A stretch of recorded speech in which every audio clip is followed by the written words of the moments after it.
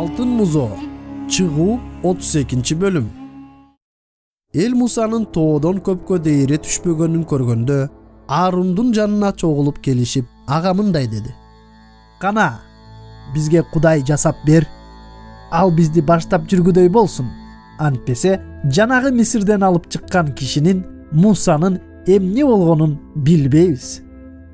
Аарун аларга: аялыңардын, уул кыздарыңардын кулагындагы алтын сөйкөлөрүн жулуп, мага алып келгиле, деди.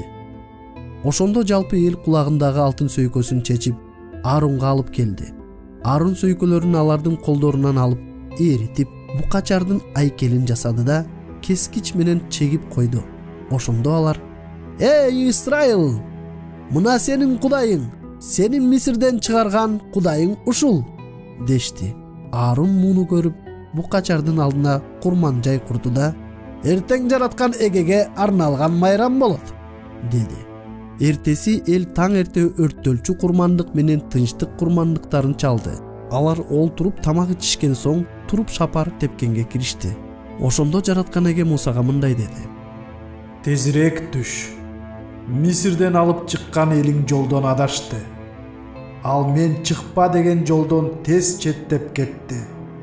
Өздөрүнө алтындан куюлган букачар жасап, ага таазим этип, курмандык чалып: «Эй, Исраил! Сени Мисирден алып чыккан Кудайың мына ушул» дешти. Жараткан эге Мусага дагы мындай деди: «Бул элдин кежир экенин көрдүм. Эми менден алыс бол. Аларга каарымды төгөм да жок кылам. Сенден болсо улуу эл жаратам», деди.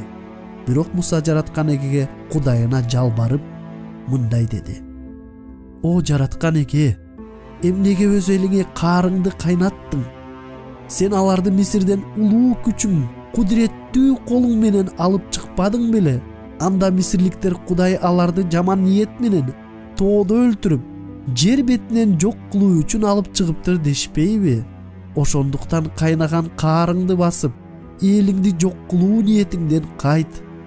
Кулдарың Ибрайым, Искак жана Исраилди эсиңе ала көр.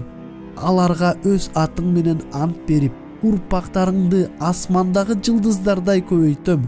Силерге берем деп уада кылган ушул жердин баарын урпактарыңарга берем. Алар ошол жерге түбөлүк ээлик кылышат» деген элең. Жараткан эге ниетин өзгөртүп, айткан жамандыкты өз элинин башына келтирбей турган болду. Муса артка кайрылып, тоодон түштү. Колунда мыйзам жазылган 2 лок бар эле. Анын 2 тарабында тең, алдында да, артында да жазылган болчу. Лоокторду Кудай жасаган, андагы жазууларды да ал оюп жазган эле. Жашия калайык калктын кыйкырыгын угуп Мусага: «Конушта согуштун кыйкырык сүрөөнү угулуп жатат», деди. Мусага: «Бул жеңгендердин да үнү эмес, жеңилгендердин да үнү эмес. Мен ырдагандардын үнүн угуп жатам», деди. Муса конушка жакыныраак барганда букачарды жана бийлеген элди көрдү. Ошондо анын каары кайнап, колундагы локторду тоо түбүндө жерге ыргытып талкалап салды. Анан тигилер жасаган букачарды алып отко жакты. Аны күкүм кылып майдалап сууга чачты да сууну Исраилдарга ичирди. Муса Аарунга: «Оор күнөөгө батыргыдай, бул эл сага эмне кылды?» деди. Аарун болсо мынтип жооп берди: «Каарданба мырзам, бул эл жамандыкка тап экенин өзүң билесиң. Алар мага бизге Кудай жасап бер, ал бизди баштап жүргүдөй болсун. Антпесе жанагы Мисирден алып чыккан кишинин, Мусанын эмне болгонун билбейбиз» дешти. Мен аларга кимде алтын болсо, аларды чечсин дедим. Алар алтындарын мага беришти. Мен аларды отко таштадым, анан мына бул букачар чыга келди. Муса алдындагы элдин жаа бербей калганын, буга Аарундун анын ооздуктабай душманга маскара кылганын көрдү. Ошондуктан ал конуштун кире беришине келип: «Ким жараткан эге тарабында болсо, жаныма келсин», деди. Ошондой Лебинин бүт уулдары анын жанына жыйналды. Муса аларга: «Исраилдин Кудайы жараткан эге мындай дейт: ар бир киши белине кылычын байласын да конуштун бул оозунан аркы оозуна чейин анан кайра бери аралап тууганын, досун жана коңшусун өлтүрсүн. Лебинин уулдары Мусанын буйругун аткарышты. Ошол күнү элден 3000дей адам өлдү. Муса аларга мындай деди: бүгүн ар бириң уулуңдун жана тууганыңдын өмүрүн аябастан өзүңөрдү жараткан эгеге арнагыла. Ошондо ал силерге батасын төгөт. Эртеси күнү Муса элге: силер оор күнөө кылдыңар. Эми мен тоого жараткан эгенин алдына барайын. Мүмкүн күнөөңөрдү жууп келермин, деди. Муса жараткан эгенин алдына кайра барып: бул эл оор күнөө кылды. Өзүнө алтын буркан жасады. Алардын күнөөсүн кечир. Эгер кечирбесең, өзүң жазган китебиңдеги тизмеден мени да өчүрүп сал, деди. Жараткан эге Мусага мындай деди: ким менин алдымда күнөө кылган болсо, анын атын китебимден өчүрөм. Эми баргын, элди сага айткан жериме алып бар. Периштем сени алдыңда барат.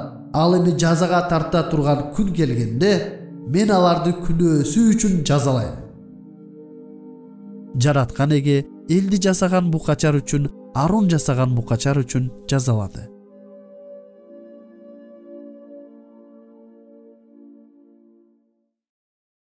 Бул баянды ким кайра айтып бере алат? Азыр аудио жазманы паузага коюп, бир же эки киши уккан баянды эстеп кайра айтып берсин. Майда чүдөлөрдү эстегенге бири-бириңиздерге жардам берсеңиздер болот. Талкуулоо үчүн суроолор. Ар бир суроодон кийин аудио жазманы паузага коюп, жоопторуңуздарды талкуулаңыздар. Биринчи суроо: бул баяндан сиздерге эмне жакты? Жоопторуңуздарды талкуулаңыздар. Экинчи суроо: бул баяндан сиздерге эмне жаккан жок? Жоопторуңуздарды талкуулаңыздар. Үчүнчү суроо: бул баяндан Кудай жөнүндө эмнени үйрөнө алабыз? Жоопторуңуздарды талкуулаңыздар. Төртүнчү суроо: бул баяндан адамдар жөнүндө эмнени үйрөнө алабыз? Жоопторуңуздарды талкуулаңыздар.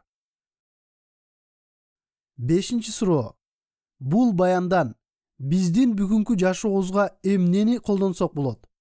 Башкача айтканда, бул баяндын негизинде Кудай бизге эмне кылышыбыз керектигин айтып жатат. Жоопторуңуздарды талкуулаңыздар. Алтынчы суроо: бул жумада бул баянды кимдер менен бөлүшсөк болот? Жоопторуңуздарды талкуулаңыздар. Бул баяндын тексти Кыргызстан ыйык китеп коомунун котормосунан алынган жана аталган коомдун уруксаты менен жаздырылган. Жакшы кабар медианын сайтынан ушундай жана башка маалымат каражаттарын бекер уксаңыз болот. Биздин интернет баракчабыз jakshykhabar.com